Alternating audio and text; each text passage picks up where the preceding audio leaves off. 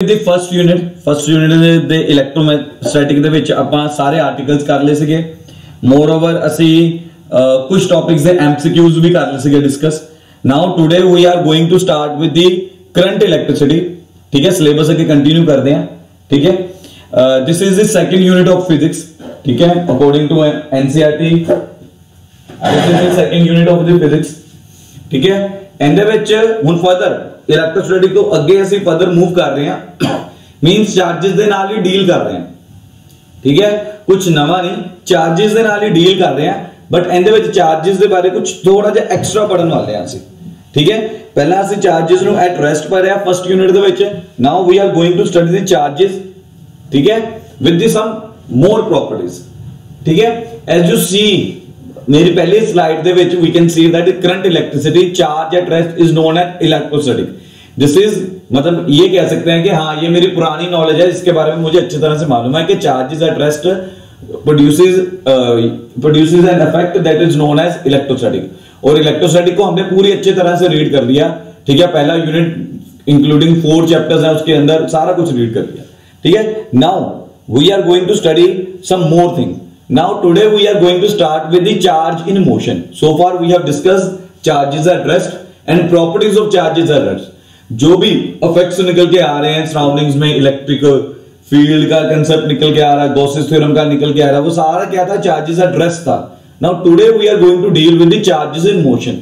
अब चार्ज जब मोशन के अंदर होगा तब क्या प्रोड्यूस होता है? ठीक है, whenever a charge is in motion, ठीक है, It produces an effect known as current। वो उसे क्या बोलते हैं? करंट। इसे ऐसे भी याद रखा जा सकता है। ठीक है, फ्लोइंग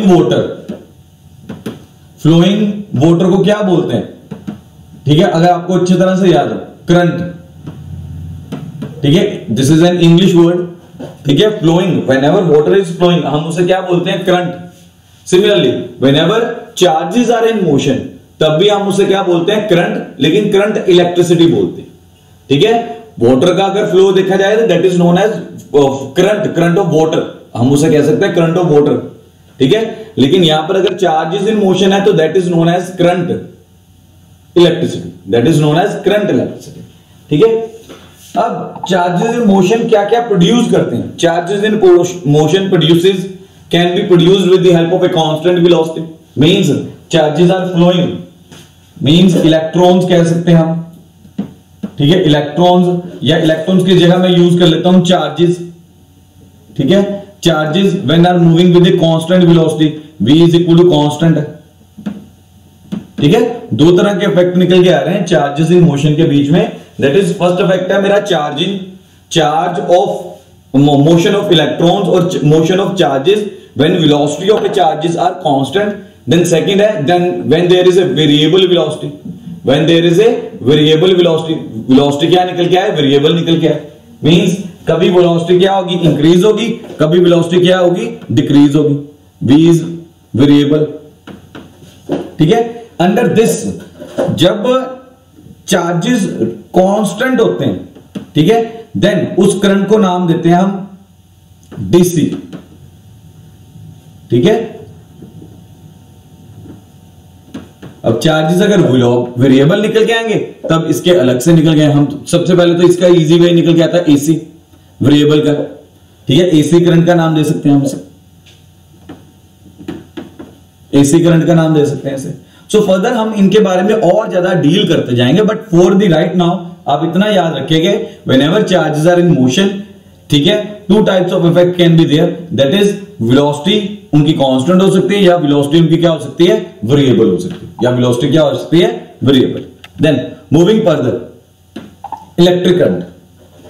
अब मूविंग टुवर्ड्स प्रीवियस नॉलेज वाल जानने आसी। ठीक है, इलेक्ट्रिक करंट दी प्रीवियस नॉलेज जूनियर क्लासेस दी नॉलेज दे उत्ते जानने। ठीक है, 10th क्लास ਦੇ ਵਿੱਚ ਅਸੀਂ पढ़ के आए हैं। We have already done this in the 10th class, current class में पढ़ा हुआ है हमने ये।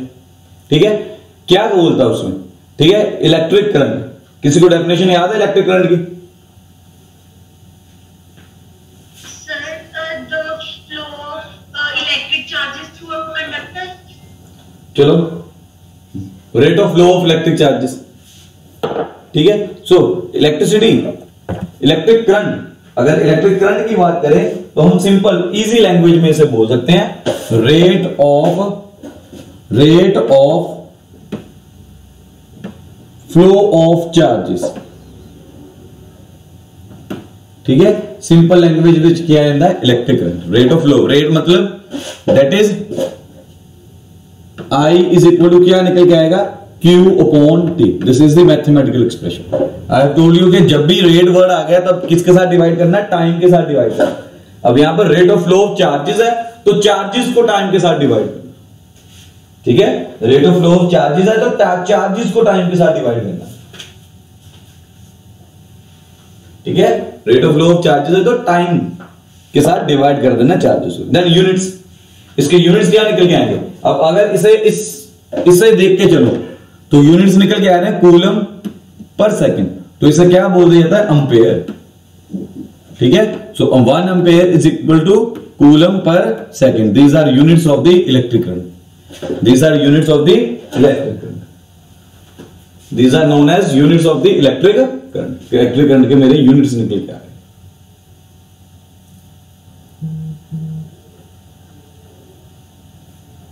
ठीक है, नोट कर लिया।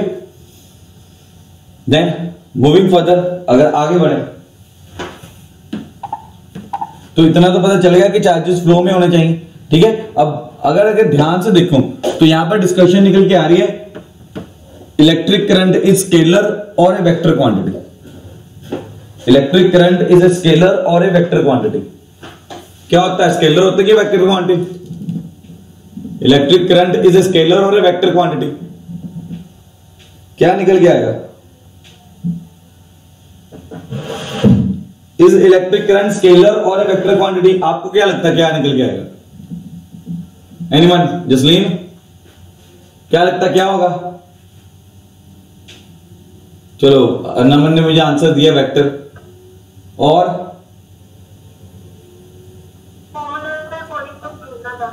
क्या, किसके accordingly? According to formula. According to formula, she is saying कि अकॉर्डिंग टू फॉर्मूला अगर मैं देखूं तो मुझे ये क्या निकल के आ रहा है, स्केलर निकल के आ रहा है।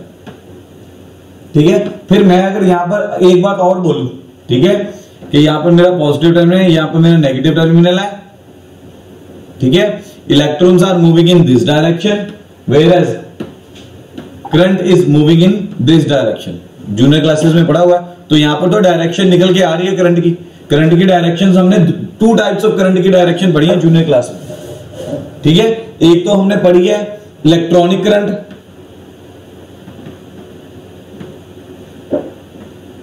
डायरेक्शन। एक पढ़ी है conventional current, conventional.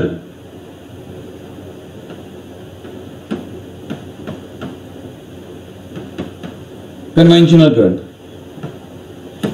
According to this, अगर मैं इसकी बात करूं, ठीक है, इलेक्ट्रॉनिक करंट की बात करूं, ठीक है, इलेक्ट्रॉनिक करंट, तो इसकी डायरेक्शन मेरे पास निकल के आती है opposite to that of flow of electrons. ठीक है, कन्वेंशनल करंट की डायरेक्शन आती है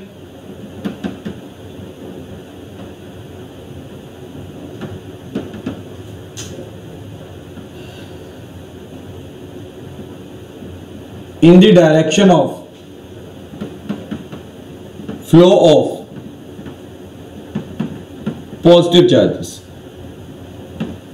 ठीक है, एंड अगर बैटरी के हेल्प के साथ बनाने की कोशिश करूं तो दोनों सेम डायरेक्शन को रिप्रेजेंट कर रहे हैं। दोनों के दोनों सेम डायरेक्शन को रिप्रेजेंट कर रहे हैं। अब इलेक्ट्रॉन्स है ई नेगेटिव, ये ई पॉजिटिव। ठीक है, अब डायरेक्शन अकॉर्डिंग टू, अगर इसकी डायरेक्शन देखूं तो करंट की डायरेक्शन क्या निकल के आ रही है, वापस मैं ये करंट की डायरेक्शन बना रहा हूं आई। ठीक है, चाहे इस डेफिनेशन के अकॉर्डिंगली देखूं चाहे इस डेफिनेशन के अकॉर्डिंगली, दोनों टाइम दोनों में करंट की डायरेक्शन क्या निकल के आ रही है, सेम ही निकल के आ रही है। ठीक है, तो यहां पर तो मेरे पास कुछ ना कुछ डायरेक्शन निकल के आ ही रही है। अगर डायरेक्शन निकल के आ रही है तो आप ये कैसे कह सकते हो कि यार ये स्केलर क्वांटिटी है। ये हमने 10th क्लास में रीड करके आए हैं डायरेक्शंस।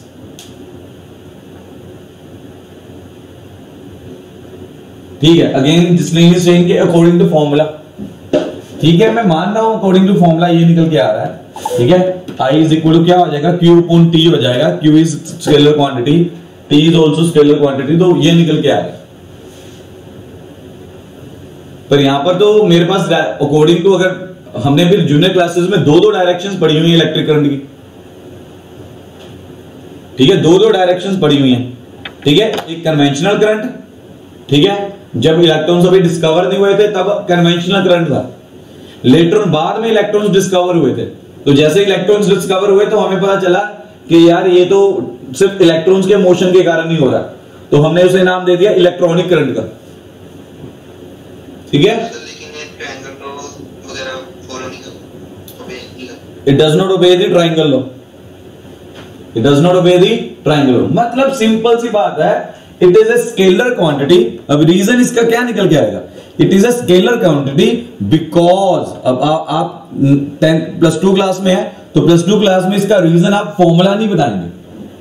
ठीक है, +2 क्लास में इसका रीजन बताएंगे बिकॉज इट डज नॉट ओबे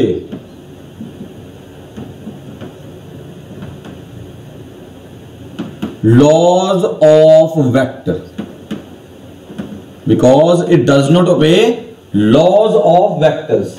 मींस ट्रायंगल पैरेललोग्राम लॉ या triangle law of vector addition ये फॉलो नहीं करता, ये फॉलो नहीं करता। That is why it is a scalar quantity, that is why it is a scalar quantity. ठीक है, यहां तक नोट कर लिया। बता रहा हूं यहां पर हर नंबर मुझे एक क्वेश्चन पूछ रहा है, सर फिर डायरेक्शन का क्या करना है, उसके बारे में बता रहा हूं, लेकिन यहां तक समझ आ गया। ठीक है, अब मैं बताता हूं आगे। इसमें एक टर्म रहती है दैट इज टेंसर।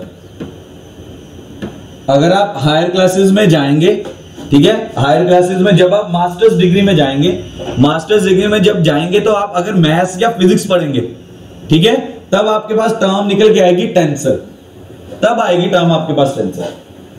ठीक है, एक्चुअल में अगर लॉन्ग मतलब ज्यादा एक्सप्लेनेशन में जाओगे तो आपको पता चलेगा कि current is a tensor quantity, current is a tensor quantity.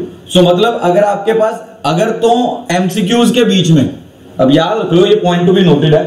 ठीक है, अगर आप एमसीक्यूज को अटेम्प्ट कर रहे हो और अगर एमसीक्यूज के बीच में scalar, vector, tensor, none of these आ गया तो टेंसर को क्लिक करके आओगे। ठीक है, अगर टेंसर नहीं आए, ठीक है, या अगर एमसीक्यू नहीं भी अटेम्प्ट है तो 1 मार्क का क्वेश्चन आ गया। ठीक है, आपसे पूछ लिया is vector is current is a scalar और अ वेक्टर क्वांटिटी, तब आप सीधा लिखोगे स्केलर क्वांटिटी। टेंसर को क्लिक तभी करना है, एमसीक्यूज के बीच में है बेसिकली, टेंसर को तभी क्लिक करना अगर ऑप्शंस में टेंसर दिया हुआ। ठीक है, वैसे अगर ऑप्शंस में टेंसर नहीं दिया हुआ तो every time current is a scalar quantity. Remember one thing.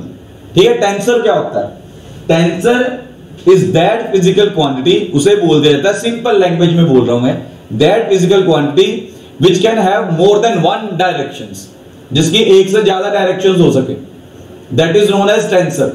सबसे बेसिक लैंग्वेज है। So this is the reason कि हायर क्लासेस में जैसे जैसे आप बढ़ते जाएंगे, अगर आप फिजिक्स को मास्टर्स डिग्री में पढ़ेंगे या मैथ्स को अगर मास्टर डिग्री में पढ़ेंगे, तब आपके पास स्केलर वेक्टर के अलावा एक तीसरी टर्म निकल के आएगी, दैट इज टेंसर। तो current is a tensor quantity. अगर बेसिकली हायर क्लासेस में देखा जाए तो current can have more than 1 directions. ठीक है, अब थोड़ा बहुत क्लियर हो रहा है। लेकिन राइट नाउ अगर आपके +2 के लेवल की बात की जाए तो current is a scalar quantity because अब बहुत सी ऐसी क्वांटिटीज होती हैं जिनकी डायरेक्शंस होती हैं, ठीक है, जिनकी डायरेक्शंस होती हैं, and current is one of that, but because they are not following the laws of vectors, that is why we cannot consider them as a vector quantity. For अब मतलब वेक्टर बनने के लिए डज नॉट मीन कि आपके पास direction होनी चाहिए। Vector quantity बनने के लिए यू शुड मतलब that quantity should also follow the triangle law, vector addition, parallelogram law, मतलब properties of vectors, laws of vectors को ओबे करना भी होगा। ठीक है, तो ये कंडीशंस है हमारे वेक्टर्स की। ठीक है, आप टेंसर क्वांटिटी की कोई और एग्जांपल बता सकते हो अदर देन करंट? +1 में पढ़ी हो आपने,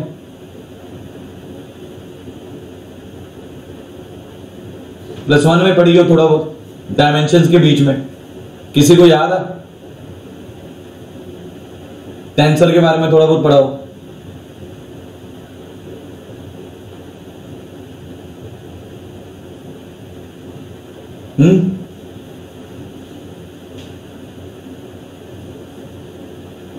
कुछ कुछ याद हो? स्ट्रेस, स्ट्रेन, हाँ जी, स्ट्रेन, यस, वेरी गुड। ठीक है, अब क्लियर हो रहा है? सो इलेक्ट्रिक करंट, अब हम अपने टॉपिक पे आ रहे हैं। Electric current is a scalar quantity, remember one thing. ठीक है, अब ये नोट करके रखिएगा, कभी कभी 1 मार्क के बीच में पूछते हैं। ठीक है, 1 मार्क के बीच में पूछ लेते हैं। ठीक है, मूविंग फर्दर, आगे बढ़ते हैं। ठीक है, ठीक है, ये बनने से पहले मैं आपको एक टर्म क्लियर कर दूं। ठीक है, इलेक्ट्रोमोटिव फोर्स, इलेक्ट्रोमोटिव फोर्स, इसे ईएमएफ भी बोल देते हैं। Electromotive force is known as EMF force. अब ये क्या चीज है, इसके बारे में डिस्कस कर लेते हैं, एक फिर आगे बढ़ेंगे। ठीक है, अब पहली बात तो मैं ये क्लियर कर दूं, बाय द नेम, ठीक है, नाम, on the basis of the name ये फोर्स निकल के आ रहा है, but it is not force. Force word आ जरूर है इसके नाम के बीच में, बट इट डजंट मीन कि ये फोर्स है, it is not a force. ये बात क्लियर करके चलें, इलेक्ट्रोमोटिव फोर्स में this is not a force but it is the. अब एक्चुअल में होता क्या है इलेक्ट्रोमोटिव फोर्स? इलेक्ट्रोमोटिव फोर्स है क्या, अब उसके ऊपर बात कर लेते हैं। It is, electromotive force is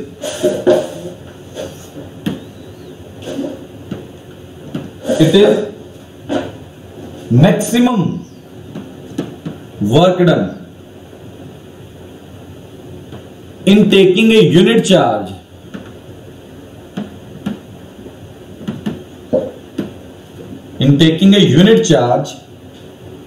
once around the closed circuit.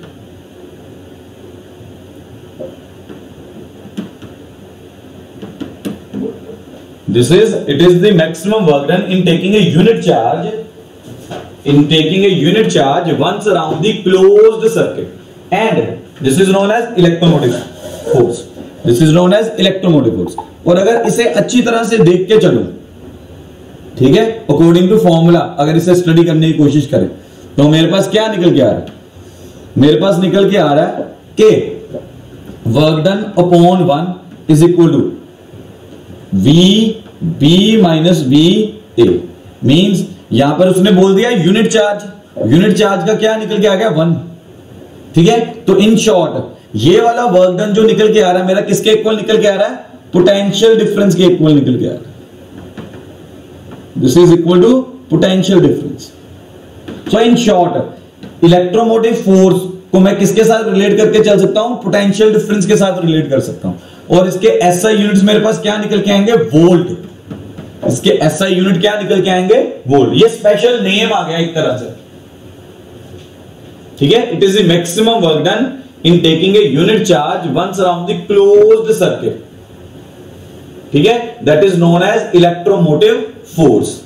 ठीक है, एंड अकॉर्डिंग टू फॉर्मूला हमने ये फर्स्ट यूनिट में पढ़ा। ठीक है, फर्स्ट यूनिट में हमने क्या पढ़ा था? Work done upon Q is equal to VB minus VA। ठीक है, अब अगर मैं फिगर बना के अगर ये दिखाने की कोशिश करूं तो ये इस तरह से निकल के आएगा। तो मैं ऐसे कह सकता हूं VB, ये कह सकता हूं VA।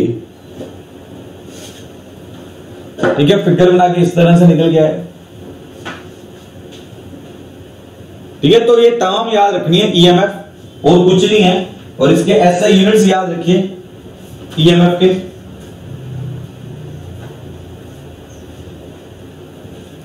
SI यूनिट्स इसके क्या निकल के आएंगे? वोल्ट।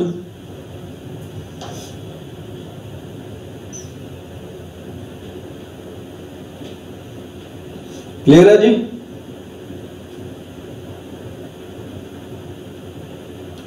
तो डेफिनेशन लिख लो इसकी ईएमएफ की।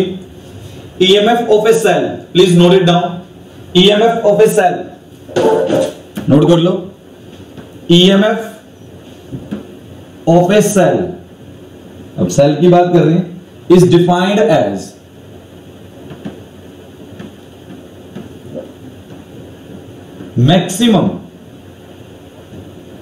Maximum potential difference. अब मैक्सिमम पोटेंशियल डिफरेंस क्या होगा? At this time of when you are opening a cell. ठीक है, आपने सेल को निकाला जब उसकी मैक्सिमम चार्जिंग है, ठीक है, कोई करंट विड्रॉ नहीं किया अभी उसमें से, ठीक है, एट दैट टाइम उसके पास क्या होगी? मैक्सिमम पोटेंशियल डिफरेंस होगी, ठीक है, बिटवीन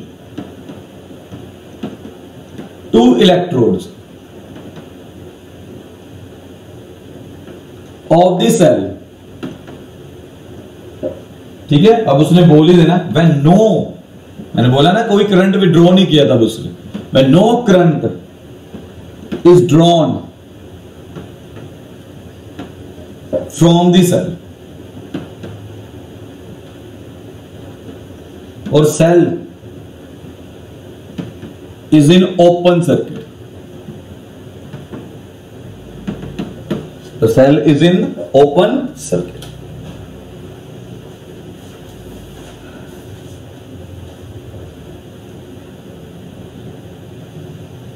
ठीक है जी, नोट कर लिया यहां तक। देन कभी कभी 1 मार्क में कभी किसी ने पूछ लिया तो पूछ लिया, factors on which EMF depends. EMF depends, note कर लो इसे, ईएमएफ डिपेंड्स, पहला पॉइंट निकल के आएगा नेचर ऑफ इलेक्ट्रोड्स, मतलब सेल के अंदर ईएमएफ ऑफ सेल लिख लो यहां पे, depends on nature of electrodes.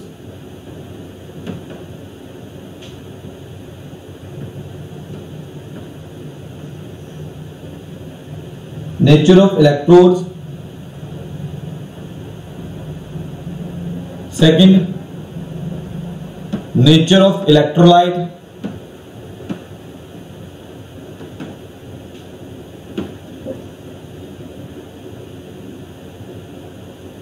third concentration of electrolyte,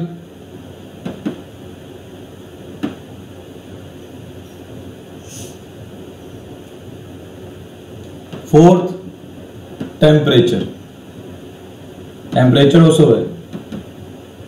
अब आज जो समझते हैं इन सभी को, ठीक है, इन्हें अच्छी तरह से समझे जाए, ठीक है, कि सेल के बीच में ईएमएफ डिपेंड किस किस के ऊपर कर रहा है और क्यों कर रहा है, ठीक है। अब इसे अच्छी तरह से समझ लेते हैं, नोट कर लो पहले इसे, फिर इसे अच्छी तरह से देखें।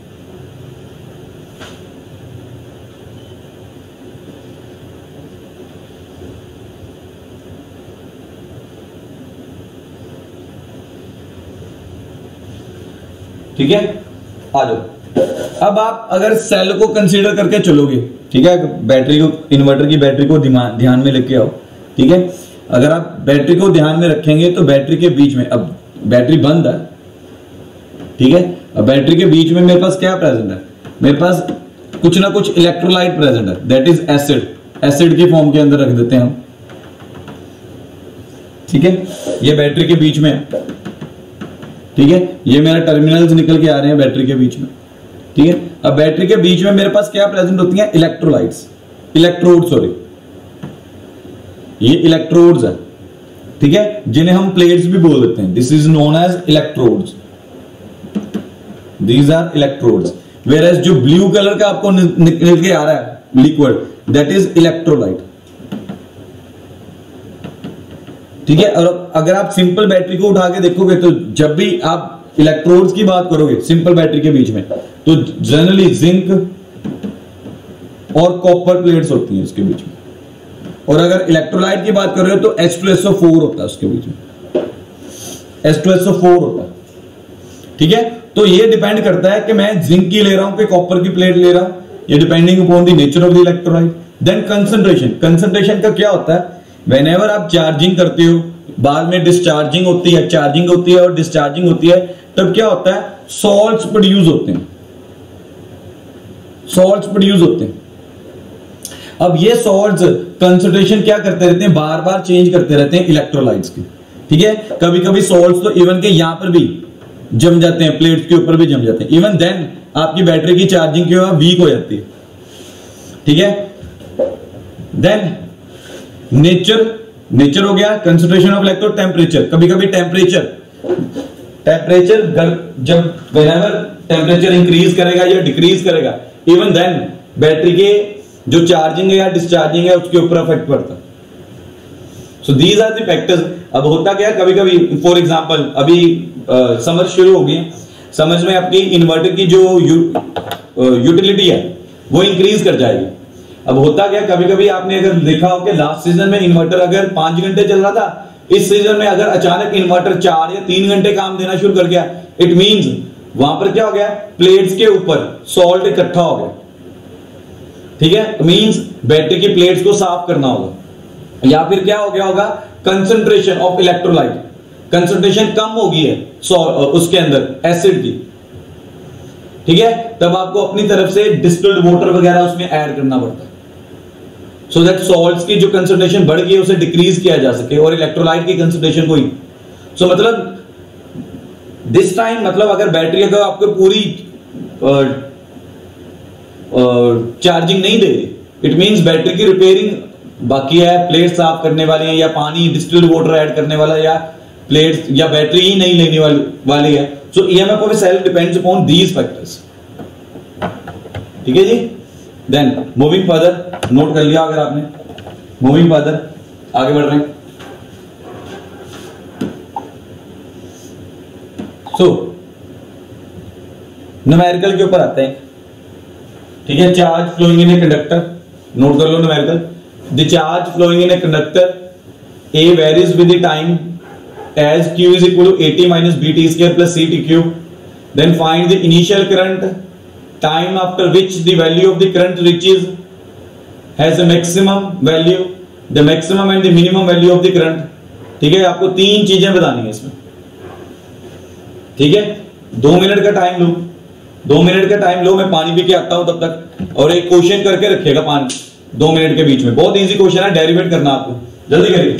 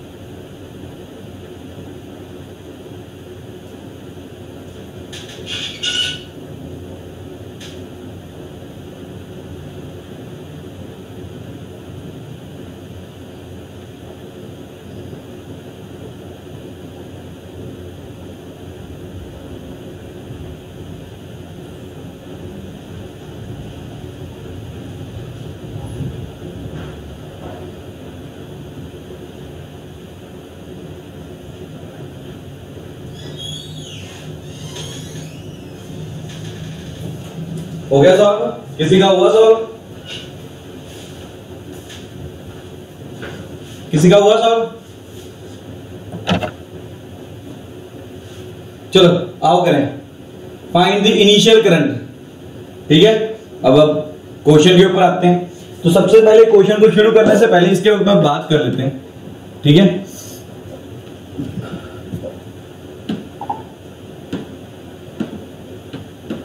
तो मेरे पास क्या निकल के आ रहा है यहाँ पर Q इज इक्वल टू आ रहा है AT minus BT square plus CT cube.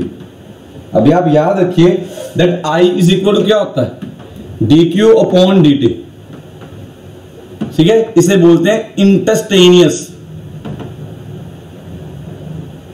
Current,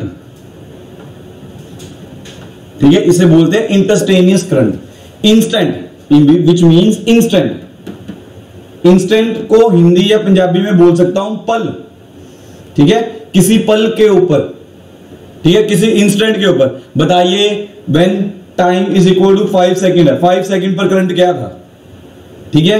when 10 second है टाइम, ठीक है। अब 10 सेकंड के ऊपर जब मैं करंट की बात कर रहा हूं तो हम क्या कैलकुलेट करना होता है, इंटरस्टेनियस करंट। तो इंटरस्टेनियस करंट हमें कैसे मिलता है, DQ अपॉन DT के साथ मिलता है, ठीक है। इंटरस्टेनियस करंट हमें कैसे मिलता है, DQ अपॉन DT के साथ मिलता है, ठीक है। अब अगर इंटरस्टेनियस करंट की बात कर रहे हैं, ठीक है, इट मींस इस चीज का क्या करना है, डेरिवेट करना है। इस चीज का क्या मैं करने वाला हूं, डेरिवेट करने वाला हूं। तो Q is equal to AT minus BT square plus CT cube, ठीक है, in order to calculate the instantaneous current. अब जैसे इंटरस्टेनियस वेलोसिटी आपने +1 क्लास में पढ़ा, वैसे ही इंटरस्टेनियस करंट के ऊपर आ रहे हैं, differentiate with respect to time.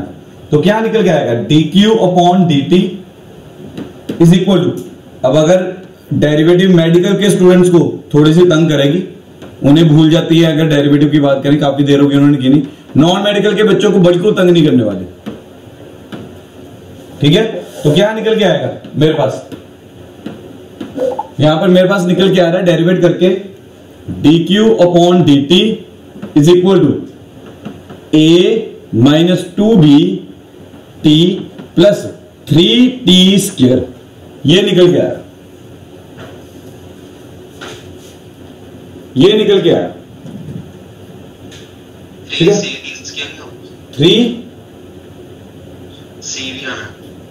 हाँ जी C भी आएगा, सॉरी C भी आएगा, सॉरी, ये C भी आएगा साथ में, ये वाला C आएगा साथ में,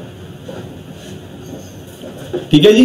सो उसने क्या पूछा, then find the initial current. ये मेरा क्या निकल के आ गया, इनिशियल करंट। आप इसे क्या बोल सकते हो, I is equal to A minus 2BT plus 3CT square and this is my initial current. आप इसे ये बोल के चल सकते हो, इनिशियल करंट। अब उसने बोल दिया time after which the value of current reaches the maximum value, और इसके लिए आप याद रख लो, व्हेनेवर जब भी बात मैक्सिमम या मिनिमम की करेगा ना, ठीक है, खासकर मेडिकल स्टूडेंट्स, नॉन मेडिकल वालों ने इसे मैथ्स में मैक्सिमम मिनिमम में पढ़ लेना है, ठीक है। नॉन मेडिकल के स्टूडेंट्स ने पढ़ लेना, मेडिकल के स्टूडेंट्स याद रखो, व्हेनेवर आपको मैक्सिमम या मिनिमम की बात की जा रही है ना, अब मैं सेकंड पार्ट करने वाला हूं, ठीक है। व्हेनेवर मैक्सिमम या मिनिमम की बात की जा रही है, put DQ upon DT is equal to 0, इसे 0 के इक्वल पुट करके चलो, व्हेनेवर ये वाली बात किया है।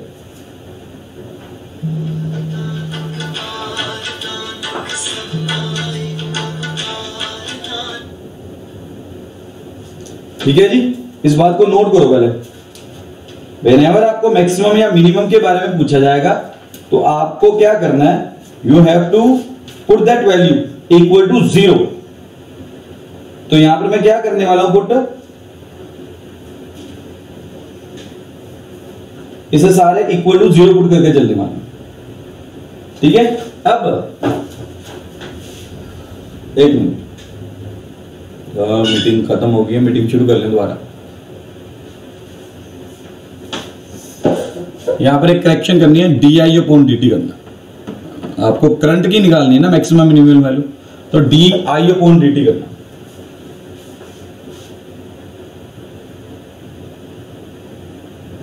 लेट मी ऐड, सभी को ऐड कर लें।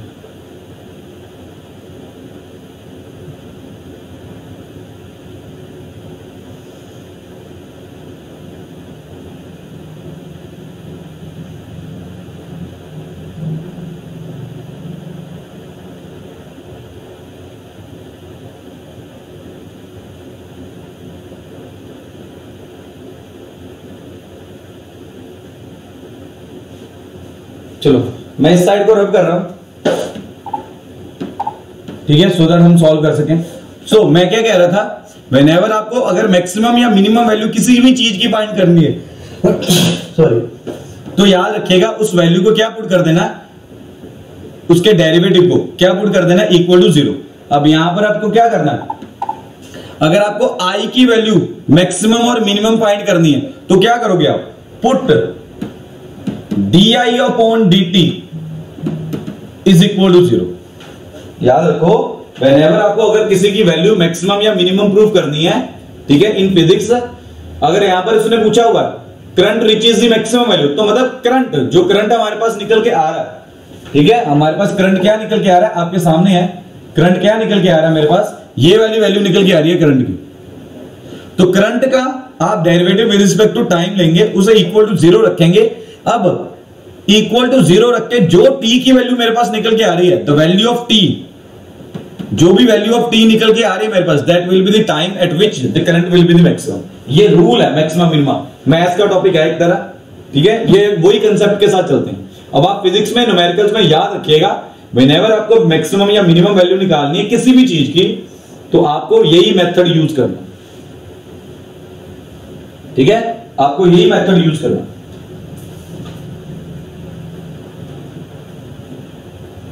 ठीक है जी, चलो आओ फिर करें, ध्यान से देखें। अब ध्यान से इसे देखते हैं, इसे मैं यहां से रब कर रहा हूं, ठीक है, ये मेरा टाइम करंट निकल के आ चुका है। अब मैं यहां से पहले पहला पार्ट फाइंड कर रहा हूं, ठीक है, when t is equal to 0, when t is equal to 0 है तो i किसके इक्वल निकल के आएगा, a माइनस, ये देखिए a माइनस 2b0 प्लस 3 0, तो i इज इक्वल टू निकल के आया a। So this is my first part, that is initial current. अब यहां से मेरा सेकंड पार्ट शुरू हो रहा है, मैं इसका डेरिवेट करने वाला हूं। अब जब मैं i का डेरिवेट करूंगा, ठीक है, i का डेरिवेट, ये कांस्टेंट टर्म का derivate 0 minus 2b plus 6c t is equal to 0 रखा। यहां से मैं वैल्यू निकालने वाला हूं t की, और जो मेरी t की वैल्यू यहां पर निकल के आएगी, ठीक है, यहां पर जो t की वैल्यू मेरी निकल के आएगी,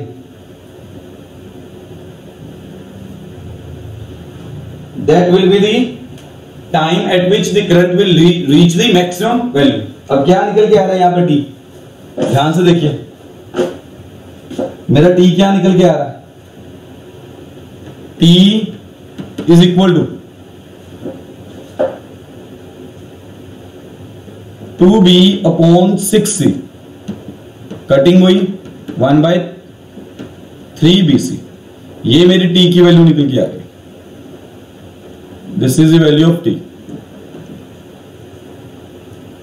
ठीक है। अब अभी खत्म नहीं हुआ, अभी मुझे चेक करना है कि वाकई ये मेरी मैक्सिमम वैल्यू आ रही है कि नहीं आ रही। अभी we have to check this value कि ये एक्चुअल में मेरी वैल्यू मैक्सिमम निकल के आ रही है कि नहीं निकल के आ रही, एंड फॉर दैट इसकी वैल्यू हम पुट करने वाले हैं वापस i में, ठीक है। अब put this value in i, put this value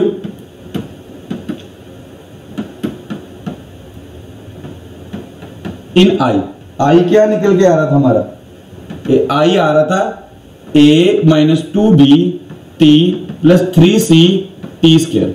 अब मैं i की वैल्यू इसके अंदर पुट करने वाला हूं, सॉरी t की वैल्यू,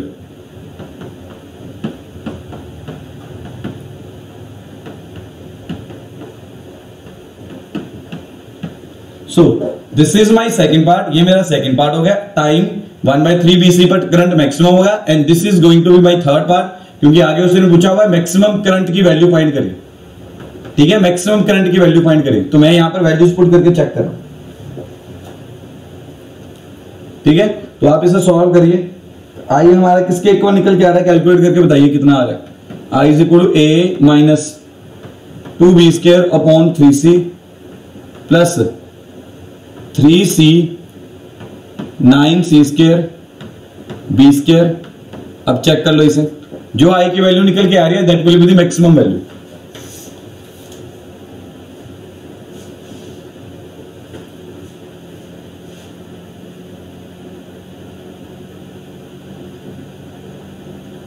ठीक है, अब अभी इसका एक पार्ट रह गया, मैक्सिमम वैल्यू तो हमें पता चल गई, अभी मिनिमम वैल्यू हमारी रहती है। थर्ड पार्ट पे चेक करिए, द मैक्सिमम वैल्यू कहां पे निकल के आएगी, जो टी की वैल्यू निकल के आएगी उसकी हेल्प के साथ हमारे पास क्या निकल के आएगी, मैक्सिमम वैल्यू। आप इसे सॉल्व कर लेंगे। अभी मिनिमम वैल्यू अभी पेंडिंग है।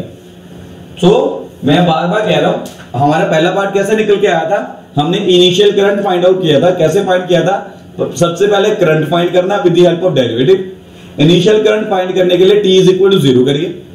मैक्सिमम टाइम फाइंड करने के लिए तो करंट को किसके साथ डिवाइड कर दीजिए, डेरिवेट कर देते हैं, फिर वापस t के साथ डेरिवेट करके इक्वल टू 0 रखिए। वहां से जो t की वैल्यू निकल के आएगी that will be the maximum time. वो वैल्यू को अगर वापस मैं पुट करता हूं i के बीच में, तो मेरे पास क्या निकल के आएगा, करंट की मैक्सिमम वैल्यू निकल के आएगी। But still minimum value is still pending, minimum value is still pending. ठीक है, अब मिनिमम वैल्यू मैं कैसे फाइंड करूंगा, एज दिस वैल्यू i।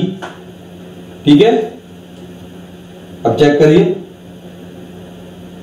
अब जो भी आंसर निकल के आ रहा है आपका, ठीक है, i इज इक्वल वाला लास्ट में यहां पे जो भी वैल्यू निकल के आ रही है, क्या लिखोगे, as this value of i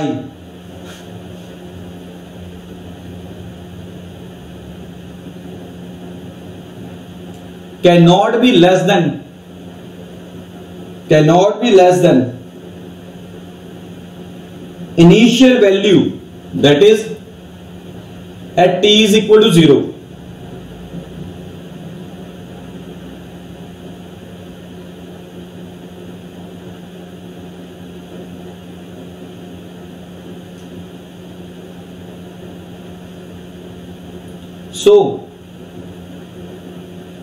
So it must be minimum. अब उसने पूछा हुआ था मेरे पास यहां पे इस क्वेश्चन के अंदर ओवर डाल के चॉइस है मेरे पास, मुझे चेक करना है कि ये मैक्सिमम वैल्यू आ रही है कि मिनिमम वैल्यू। तो मैं इसका कंपैरिजन करने वाला हूं, जो भी ये वैल्यू निकल के आ रही है कंपैरिजन करने वाला हूं t इज इक्वल टू 0 वाली वैल्यू के साथ, इनिशियल वैल्यू के साथ, ऑफ करंट के साथ। अगर तो ये value initial value of current से ज्यादा निकल के आ रही है तो मैं इसे कह दूंगा मैक्सिमम, अगर उससे मिनिमम निकल के आ रही है तो मैं उसे कह दूंगा मिनिमम। ठीक है, so this is the method. आप मेथड याद रखिए। क्लियर है, आगे बढ़े। चलो मूविंग फर्दर, एक और न्यूमेरिकल करते हैं। क्या बोल रहा है, अब यहां पर इसने Q की वैल्यू दी हुई है t² प्लस 4t प्लस 5। ठीक है, अब कहता है फाइंड दी इंस्टेंटेनियस, ठीक है, instantaneous current at t is equal to 0। अब वो फाइंड करने से पहले मैं क्या करने वाला हूं, dq upon dt that is I calculate करूंगा। किसके इक्वल आएगा, 2t प्लस 4, 2t प्लस 4। तो क्या करने वाला हूं, put t is equal to 3, यहां पर वैल्यू मैंने 3 पुट कर दी। ठीक है, 3 पुट करूंगा तो मेरे पास क्या वैल्यू निकल के आएगी, that is 10 ampere. So this is the current at 3 second when time is equal to क्या निकल के आएगा, 3 second. So this is the instantaneous current. मैंने आपको बताया था इंस्टेंटेनियस क्या होता है, कोई भी एक पल, ठीक है, दैट इज इंस्टेंटेनियस। ठीक है, अब मेरा सेकंड पार्ट इसमें निकल के आ रहा है। अगर आप सेकंड पार्ट में देखें तो सेकंड पार्ट में वो बोल रहा है एवरेज वैल्यू निकालिए, average value from 0 to 2 second. ठीक है, दिस वाज इंस्टेंटेनियस, ये मेरा पहला पार्ट निकल के आया, this is the first part. इसे कैसे निकालना है, फर्स्ट ऑफ ऑल आप डेरिवेट करिए Q का with respect to t, I की वैल्यू निकल के आएगी, उसमें t की वैल्यू 3 पुट कर दो, तो आपके पास जो वैल्यू निकल के आ रही है करंट की that is going to be the instantaneous. मतलब उस पल के ऊपर करंट की जो वैल्यू निकल के आ रही, 3 सेकंड के ऊपर करंट की वैल्यू क्या थी, 10 एम्पियर। वैसे current is charge is dependent upon time, current is also dependent upon time, means current with respect to time क्या करता जा रहा है, चेंज होता जा रहा है। लेकिन 3 सेकंड के ऊपर क्या वैल्यू निकल के आएगी, वो हमारी क्या निकल के आ रही है, 10 एम्पीयर। अब हमने निकालनी है एवरेज वैल्यू। अब एवरेज वैल्यू निकालनी है ना, ठीक है, then we have to find out the average value करनी है तो की करना पड़ेगा। आई किंदा इक्वल निकल के आया 2t + 4, ठीक है। Put i is equal to 0 first of all, तो i 0, तो ये क्या निकल के आएगा 0 + 4 that is 4 ampere. Then put i is equal to 2, put i is equal to 2, तो i ये 2 निकल के आया that is 2 × 2 + 4 that is 8 ampere. And average निकालनी है। अब एवरेज का फॉर्मूला आप सभी को मालूम है कैसे निकालते हैं, ठीक है। एवरेज निकालनी है हमें,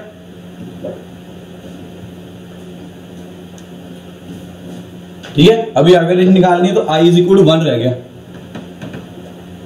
ठीक है। t इज इक्वल टू 1 रह गया, तो i 1 भी निकाल लो, तो क्या निकल के आएगा 2 × 1 + 4 that is 6 ampere.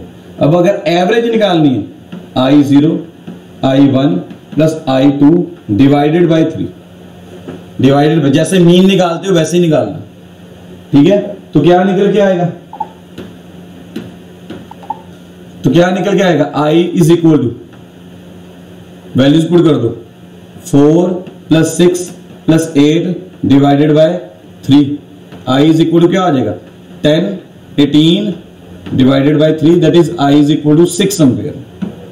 This is my average value for 0 तो लेके 2 सेकंड तक, ठीक है। This is my average value, check कर दो।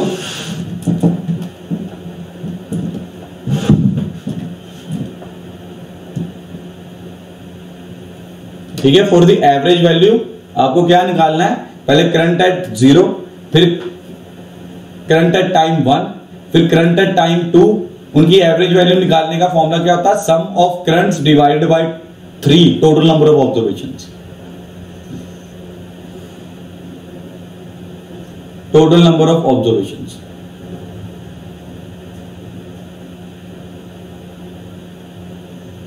ठीक है जी।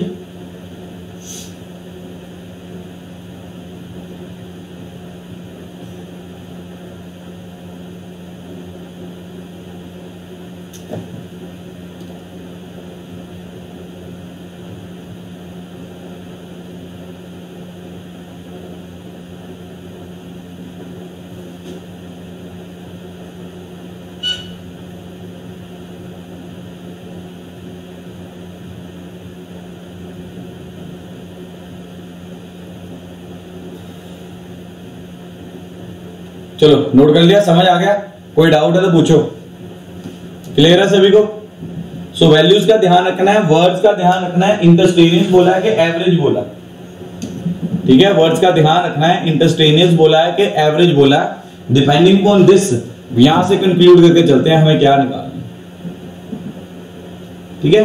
आगे बढ़ रहा हूं।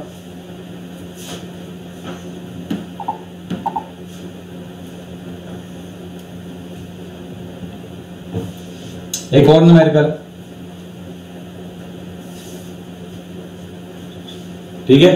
If I is equal to t + 2 find Q flowing through the wire of a cross section 1 square metre between 0 to 3 seconds, between 0 to 3 seconds. Also find the number of electrons that flow in this time.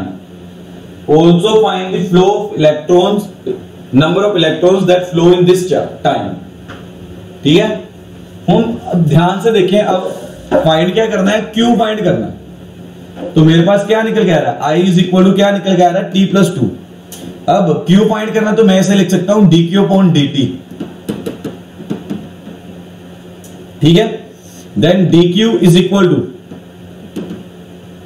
t + 2 into t। Then further integrating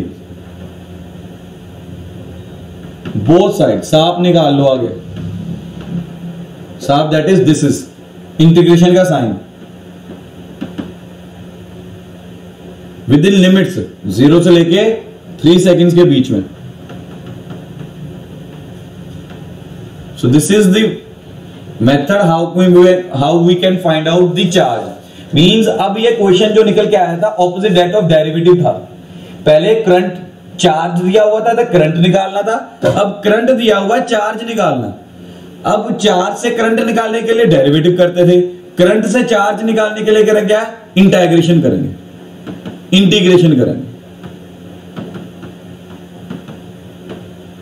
ठीक है, ये आता है सभी को. यहां पे values put कर दो.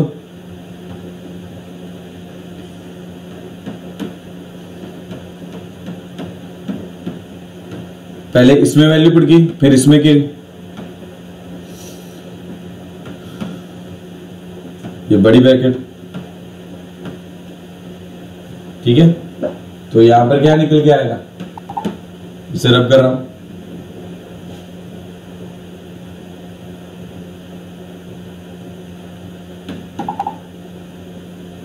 Q is equal to 9/2 plus, sorry minus आना यहां पे, -6